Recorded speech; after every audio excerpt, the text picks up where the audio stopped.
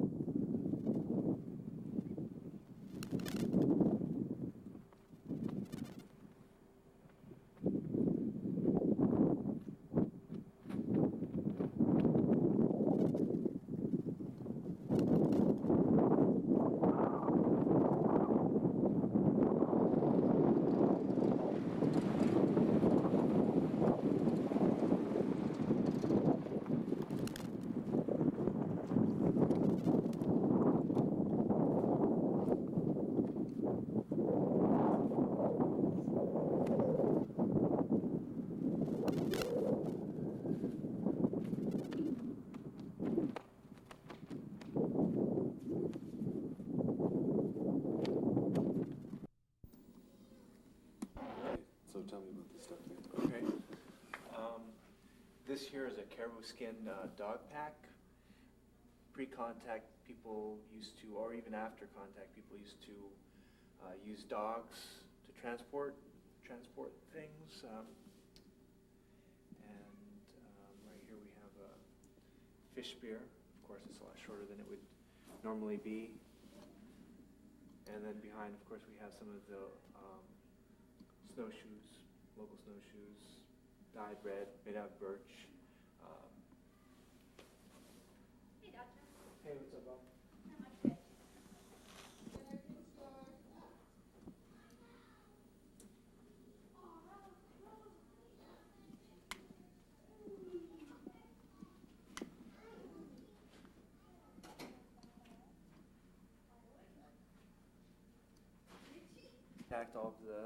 All of the decorations on the clothing was primarily quill work,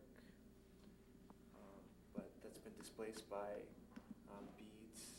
And this is some of, I guess, a little older stuff here. Some of the designs evolve over time and change. So.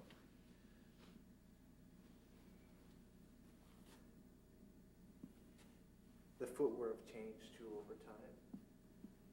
Over on this side here, you can see some of the more traditional. Next to it, you can see dancing slippers. It's kind of become a more popular type of footwear. Down below, there are some games, traditional games. This one here is a beaver hip bone, and it's tied with a piece of caribou string onto a stick, and the object is to hook the hip bone hole on the stick. This willow ball here, you would throw the willow ball into the river and try to spear it with another willow on the backside. You can see the pretty popular to sew beads on the velvet. It's not so popular nowadays. This is a little more traditional designs too. And then we have some bags down here. This might be like maybe a moose heart bag. I'm not sure about that. And then this one here is a salmon skin bag. And I think that there had been, might be imported idea. I'm not sure. I don't know if it's traditional to the area.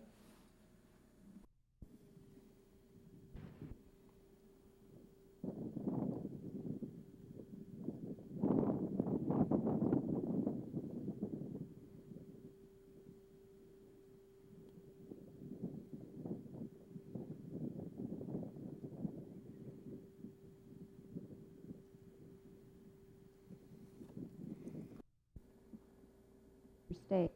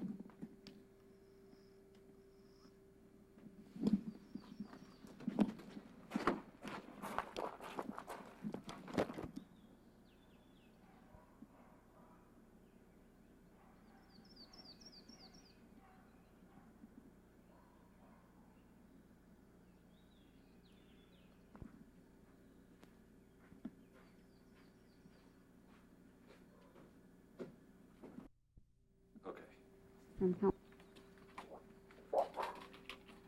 Do one more time for me, will you? Okay. Great. It doesn't look like you, but I guess I gotta wait till you flip it over, huh? Gotta get it real hot first.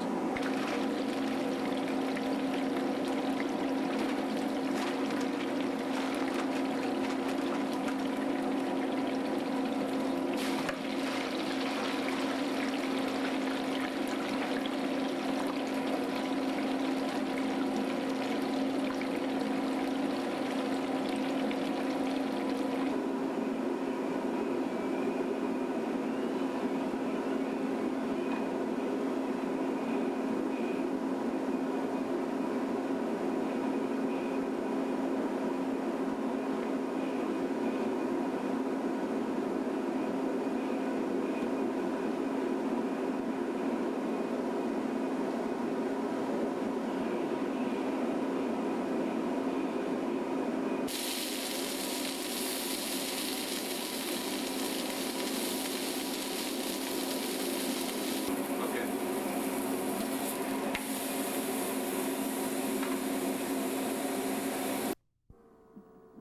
Start off by telling me your. Oh, wait. Okay. So, first of all, could you tell me your name and spell it for me? My name is Jolene Firmin, Jolene Okay. And you're a UAA student. What year? I just got through with my second year. So you're a junior. Credit-wise, I'm probably not a junior yet. Oh, you're a sophomore. Okay. Yeah. Okay. Tell me about. Well, actually, how long have you lived here in Fort Yukon? I've lived in Fort Yukon my whole life. Okay. I went to high school in Fairbanks for a couple of years, but other than that, I've been here.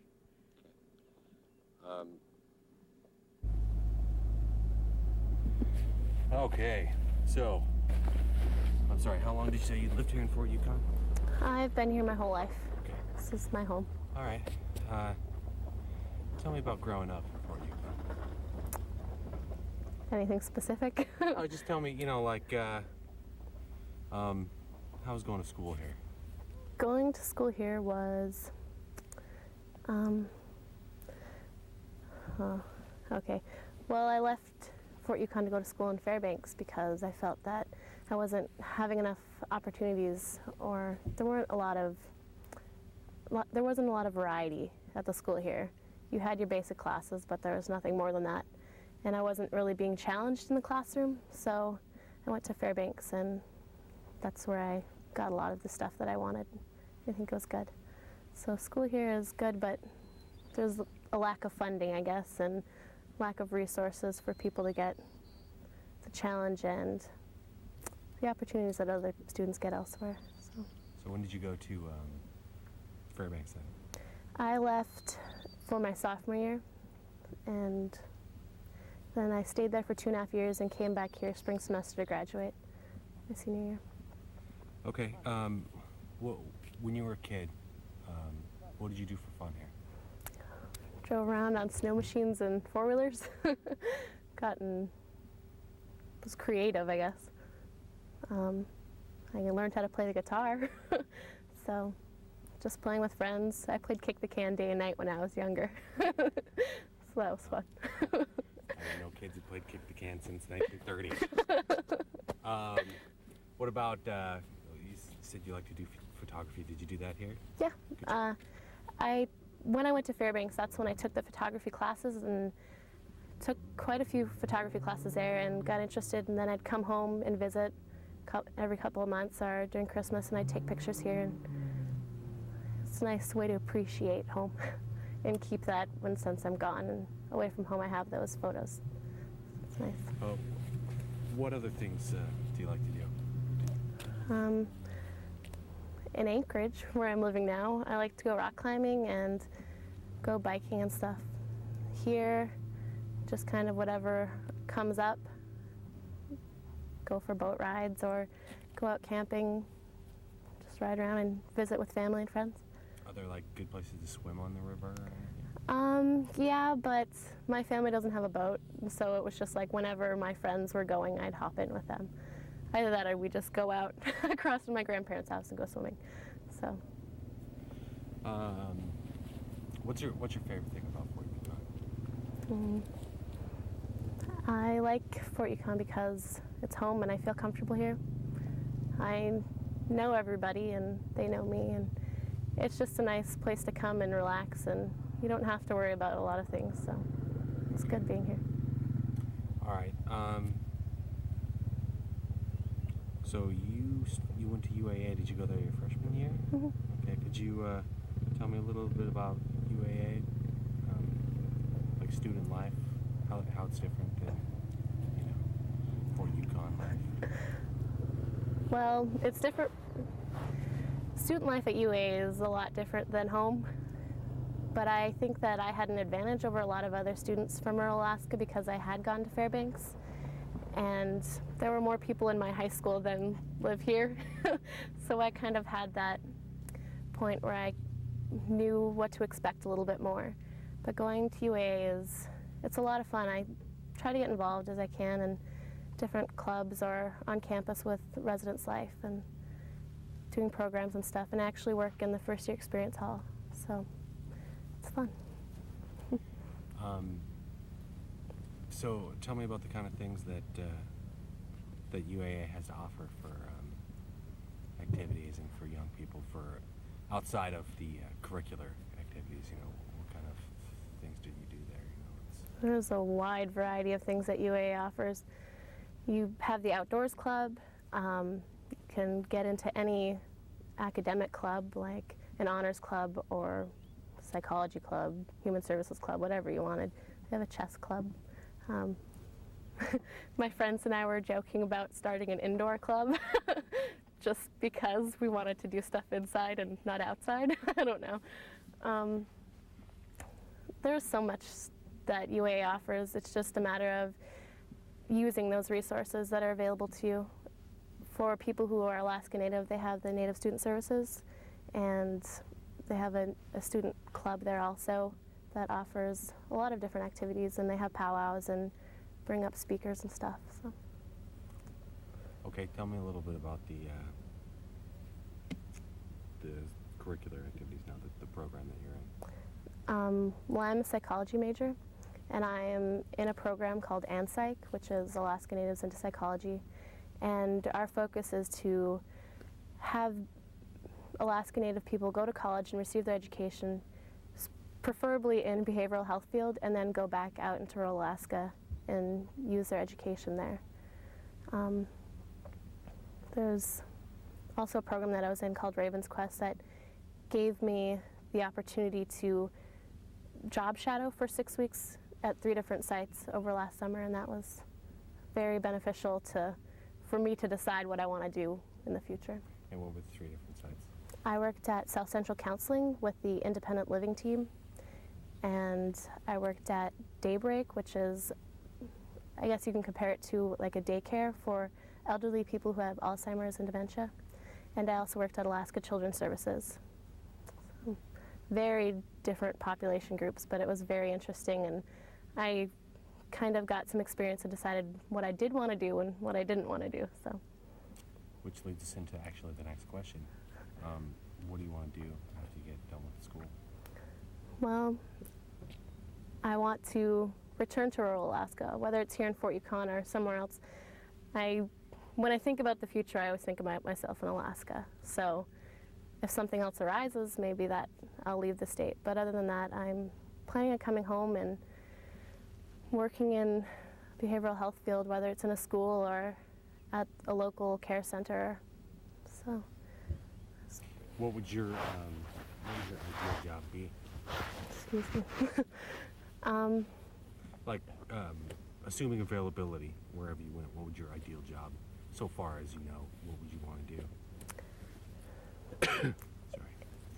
I would want to be a guidance counselor in a school, because I think that would give me the chance to work with the behavioral health type field there in the counseling, but I also want to be a teacher, and so that'd give me that opportunity to work in the education field also.